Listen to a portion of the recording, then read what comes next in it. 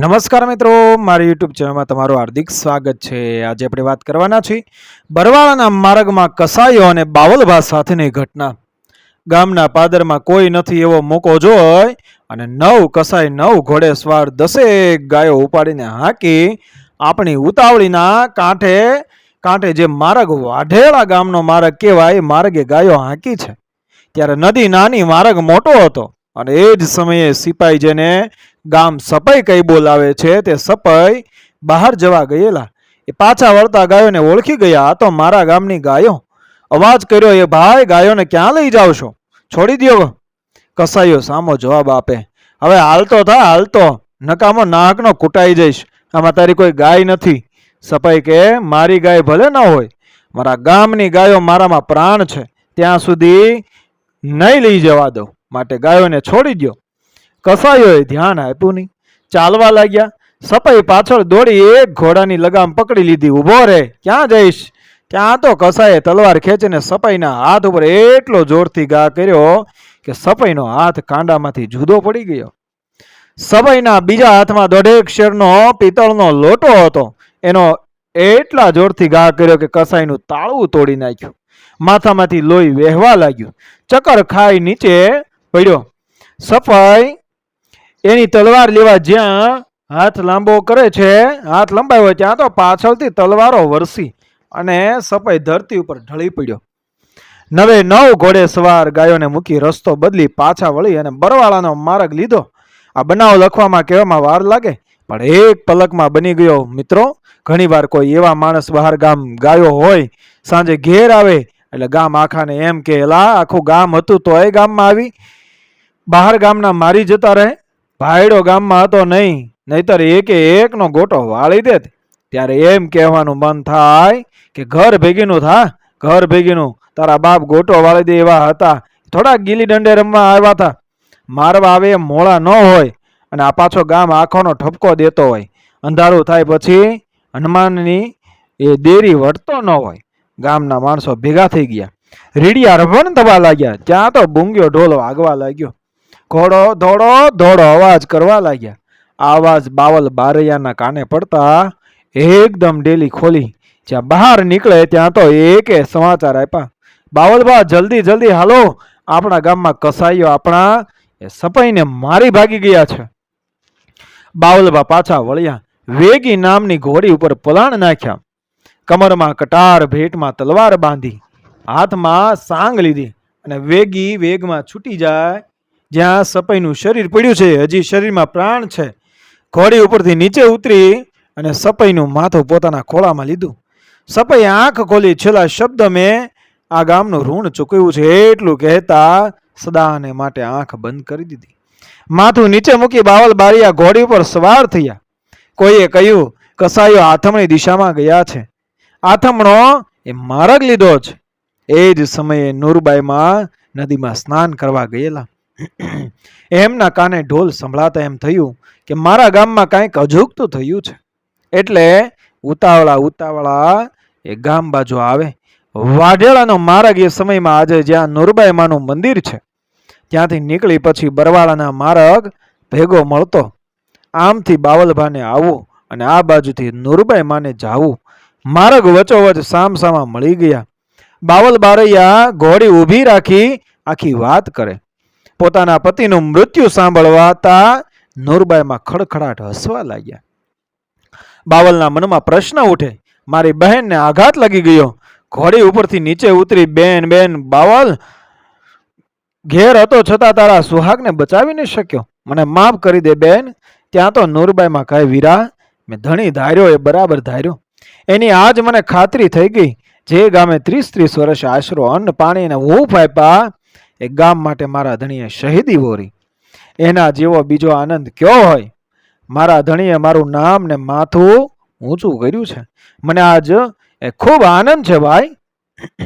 પણ વીરા તું, બેન હું કસાઈઓની પાછળ જાઉં છું, મને આશીર્વાદ આપ, એમ કરી ઘોડી ઉપર સવાર થયા। નૂરબાઈ માએ ઘોડીની લગામ ઝાલી નહીં વીરા, પાછો વળી જા, જે બનવાનું હતું તે બની ગયું, હવે એની પાછળ જાવું નકામું છે, હું તમને નહીં જવા દઉં। બાવલ બારૈયાને એવું લાગ્યું કે જો વાર લગાડી તો કદાચ નૂર મને કાંઈક કહી રોકી લે. એટલે એકદમ બેન બાવલાને રોકમાં મારે મોડું થાય છે. તું મને રોકતો તને અલગ ધણીની દુહાઈ, મને જવા દે બેન. દુહાઈ દેતા નૂરબાઈમાં કહે, વીરા તને હવે શું કહું, રોકી શકું નહીં મારા ભાઈ, મારા બાપ, જલ્દી પાછો વળજે. તો આવીશ ત્યાં સુધી તારી બેન અહીંયા તારી રાહ જોઈ ઊભી છે. ભલે બેન. એટલું કહી બાવલ નીકળી જાય અને જ્યાં સપાઈનું શરીર પડ્યું છે ત્યાં 2-3 જણ રોકાણા. બાકી આખું ગામ બાવલ બારૈયાની પાછળ જે હાથમાં આવ્યું તે હથિયાર એમ પગપાળા નીકળ્યા. આખા ગામમાં એક જ ઘોડી છે જે બાવલ બારૈયા પાસે છે. આગળ જતા ગામનો ખેડૂ સામો મળે અને સમાચાર આપે કે કસાઈઓ બરવાળાનો માર્ગ છોડી અને ઉત્તર દિશામાં ગયા છે, જે અત્યારે રોજિંદનો માર્ગ કહેવાય છે. એ સમયમાં બળદ ગાડાના માર્ગ હતા અને એ સમયમાં બાવળ ન હતા. બાવલ બારૈયાએ આમ નજર કરી ત્યાં તો પેલા 2 ફિગર રમત કરતા કરતા ઘોડા હાફે જાય. એમને એમ કે હવે કોઈ પાછળ નહીં આવે. બાવલ બારૈયાએ સાંગ પોતાના જમણા હાથની પહેલી આંગળી પર ચડાવી. સાંગ ચલાવવા શરીરની સાથે હાથમાં અને આંગળીમાં તાકાત જોઈએ. જેમ કૃષ્ણ ભગવાન પોતાના હાથમાં ચક્ર ફેરવે એમ બાવલ બારૈયાના હાથમાં સાંગ ફરવા લાગી. એનો અવાજ હમ હમ આવવા લાગ્યો. પાછળથી અવાજ કર્યો, ઉભા રહો નરાધમો, ક્યાં જાવ છો? એકની હતા એટલે કે જેના હાથમાં હથિયાર ન હતું એવાને મારી ક્યાં ભાગો કસાયો? પાછું વળીને જોયું તો એકલો અસવાર અને સાંગનો અવાજ સંભળાયો. ત્યાં તો એમ થયું કે ભાગો, એક છે પણ મારી નાખશે. અને ઉગમણી દિશામાં ભાગ્યા. બાવલ બારૈયાએ વેગીને પગની એડી સહેજ ટકોર કરી. ત્યાં તો વેગી સમજી ગઈ કે આજ મારા માલિકને મારું પાણી બતાવવાનો સમય આવી ગયો છે. અને વેગી છૂટી. પવન વેગમાં પાછળ ઘણા દૂરથી ગામના લોકોને એવું લાગ્યું કે વેગીએ ચમત્કાર કર્યો. એમને વેગી ઘોડી લાંબી થતી હોય એવી દેખાણી, જાણે અડધી રાસવા કૂદી જતી હોય. જોત જોતામાં વેગી 9 ઘોડે સ્વારની આગળ ફરી વળી. આજે મિત્રો મંગલપુરના માર્ગે ધજાવાળું ખેતર કહેવાય છે. ત્યાં બાવલ બારૈયાએ સાંગ ઘોડી ઉપર પોતાના ખોળામાં મૂકી મ્યાનમાંથી તેગ કહેતા તલવાર ખેંચી છે અને અવાજ કર્યો, જેણે જેણે મારી બેનના સુહાગ ઉપર ઘા કર્યો છે તે જુદા પડો, નહીતર 9 વેતરાઈ જશો. જીવ કોને ન વાલો હોય, ભલે 9 હોય કે 900, પણ જ્યારે માણસ મરણિયો થાય ત્યારે દુશ્મનોને એ પહાડ જેવો દેખાય. મેં ઘા નથી કર્યો એમ કરી 3 નીકળી ગયા અને પછી જંગ યુદ્ધ ખેલાયું. ભલ ઘોડા, ભલ વંકડા, ભલ બાંધવા હથિયાર, પણ જાજી ફોજમાં જીકવા જેને મરવું એક જ વાર, જેને મરવું એક જ વાર. ઝાકા ઝીક મંડી બોલવા. બાવલની શમશેર જેની માથે ઝીકાણી જુવાર બાજરી ઉપરથી ડુંડા હેઠા પડે એમ એક પછી એક દુશ્મનોના માથા હેઠા નાખ્યા. 6 કપાણા. બાવલ બારૈયાને એક ખરોચ, એક સહેજ પણ ઘા નથી પડ્યો. પણ વેગી ઘોડીના પાછળથી પગ વળી ગયા. બાવલ પાછું વળીને જોયું તો વેગીના થાપા ઉપર તલવારોના ઘા દેખાણા. લોહી વહી જવાને કારણે ઘોડી હવે પોતાની શક્તિ ગુમાવી બેઠી. બાવલ બારૈયા નીચે ઉતરી એકદમ ઘોડીને પકડી ઘોડીની પીઠ થાબડી. ધન્ય બાપ, તે મારી આબરૂ રાખી. ત્યાં તો ઘોડી પડી ગઈ. બાવલ ઘોડીને માથે હાથ ફેર્યો છે ત્યાં ઘોડીએ સદાયને માટે આંખ બંધ કરી દીધી. બાવલની આંખમાંથી આંસુની ધાર વહી અને આંસુ ઘોડી ઉપર પડવા લાગ્યા. બીજી બાજુ જે 3 ઘોડે સવાર હતા એમાંથી એક ઘોડા પરથી નીચે ઉતરી ધીરે ધીરે બાવલભાની પાછળ આવી જોરથી ઘા કર્યો. જે ઘા બાવલભા માટે જીવલેણ સાબિત થયો. પોતાના પડખામાં ઘા પડ્યો છે, છતાં પણ સાંગ થોડી દૂર હતી. ઊભા થવાની શક્તિ રહી નહીં. પગ લાંબો કરી સાંગને હાથમાં લીધી અને ઢીચણભેર થઈ સાંગને બરાબર ફેરવી અને જે છોડી છે જેણે ઘા કર્યો હતો એનું તાળું વીંધી અડધો અડધ બહાર નીકળી. ત્યાં ને એનો જીવ નીકળી ગયો. બાકી 2 ઘોડે સવાર ગામને જોઈ ભાગી ગયા. ગામ આવી ગયું. બાવલભાનું માથું ઘોડીની ઉપર છે. લોકો ઢંઢોળે પણ છેલ્લા શબ્દો મારી બહેનને સાચવજો, શરીરમાંથી પ્રાણ નીકળી ગયા છે. ગામ આખું બાવલ બારૈયાને બંને સંતાનો સાથે વિચાર વિમર્શ કરે. શું કરવું એક બાજુ પોતાના પિતાનું શરીર, બીજી બાજુ સપાઈનું શરીર પડ્યું છે. ગામ આખામાં શોકનું મોજું ફરી વળ્યું છે. એક ઘડીમાં બે માણસની શહીદી લોકો ગમગીન ચહેરે વિચાર કરે. અંતે એવો નિર્ણય લીધો કે પહેલા સપાઈના એ અંતિમ સંસ્કાર કરવામાં આવે. 5 માણસો બાવલ બારૈયાની પાસે મૂકી સૌ ત્યાંથી ગામમાં આવે. નુરબાઈ માને આ વાત બાવલ બારૈયાએ શહીદી વોરીએ કરવી નહીં એવું નક્કી કરી નુરબાઈમાં પાસે આવ્યા. બાવલના દીકરા વાત કરે, ફૂઈમાં આપના પતિના અંતિમ દર્શન કરવા અને એમના અંતિમ સંસ્કાર કરવા તમે અમારી સાથે ચાલો. મારો ભાઈ બાવલ ક્યાં? ભૂઈ, મારા પિતા જરૂરી કામ માટે બહાર કામ ગયા છે. સત્યની આગળ જૂઠ ક્યાં સુધી ટકી શકે? નુરબાઈમાં કહે, તમારા મોઢા પર તેજ નથી, તમે ઓશિયાળા દેખાવ છો. તમારી આંખોમાં સુજન છે, મારાથી કંઈક છુપાવો છો. નહીં ફોઈ, તમે જલ્દી ચાલો તો સમયસર વિધિ થાય. માટે હવે મોડું ન કરો. બાપ, મેં મારા વીરને વચન આપ્યું છે, તો આવીશ ત્યાં સુધી હું તારી વાટ જોઈશ. મારાથી હલાય નહીં અને હાલું તો વચન ચૂકી ગણાવ. એ વચન ઉપર મારું જીવન છે. હવે ના છૂટકે આખી વાત કરવી પડી. જે ઘટના ઘટી બાવલ બારૈયાની લડાઈ કામ આવું. અને છેલ્લે નુરબાઈમાં માટે કહેલા શબ્દો કે મારી બહેનને સાચવજો. આખી ઘટના સાંભળી માં થોડી વાર માટે એકદમ મૌન થઈ ગયા. બંને દીકરાઓએ માના બંને બાજુથી હાથ પકડી માને ઢંઢોળે. ફૂઈએ, ફૂઈ, માં કેમ બોલતા નથી? બાપ, હવે શું બોલું? કોની આગળ બોલું? જેણે કાયમ માને હસતા જોયા હતા, આટલા વરહમાં પહેલી વાર જેના મુખ પર આંસુ જોયા હતા.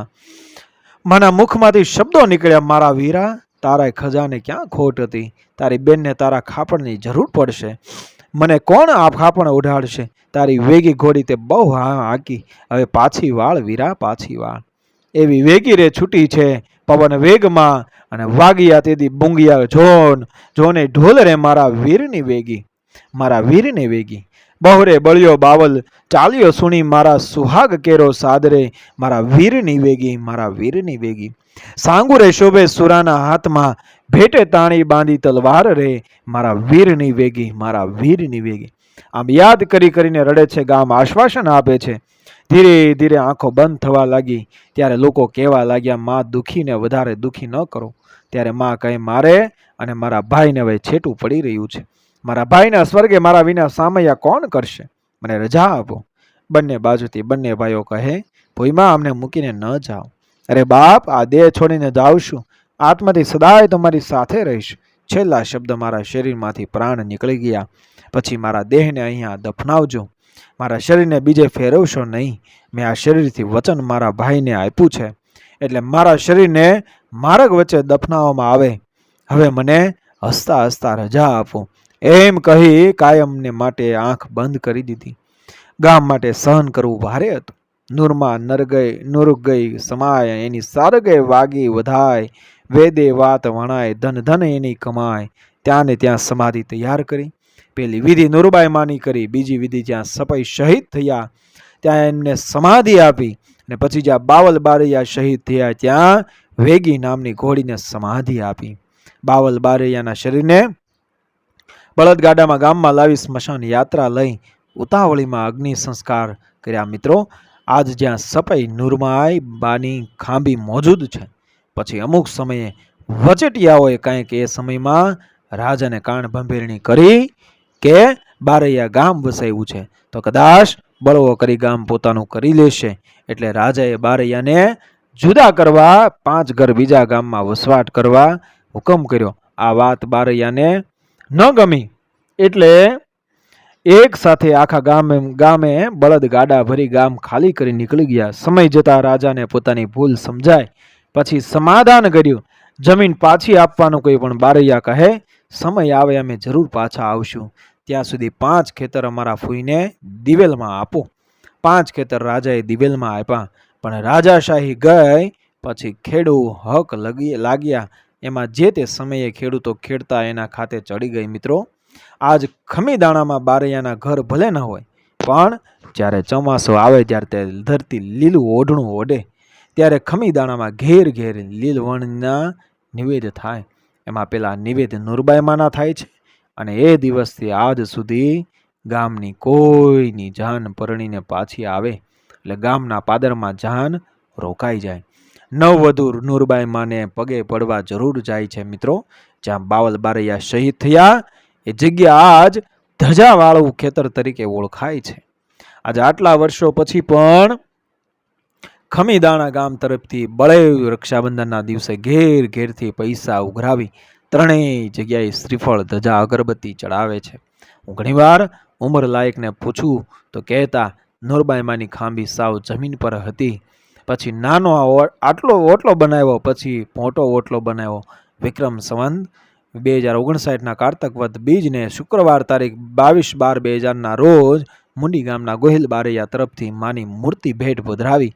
તે દિવસે રા તળાવ, કામા તળાવ, આંબળી પીપળી, મુંડી પ્રાચી, ખેતાર ટીબી, ચોગટ, ચમારડી, ભાવનગર જેવા અનેક ગામોથી આજે દર્શન આવે છે. મિત્રો, વિડીયો પસંદ આવ્યો મારી ચેનલ સબસ્ક્રાઈબ કરો, ફોલો કરો, શેર કરો. મળી આવી જ ઘટનાને પ્રેરણાદાયક વાર્તાઓ સાથે, આપણા ઇતિહાસ સાથે, આપણી સંસ્કૃતિ સાથે. જય મા ભવાની, જય મા નૂરબાઈ, જય બારૈયા બાવલ. મિત્રો, જય મા ભવાની.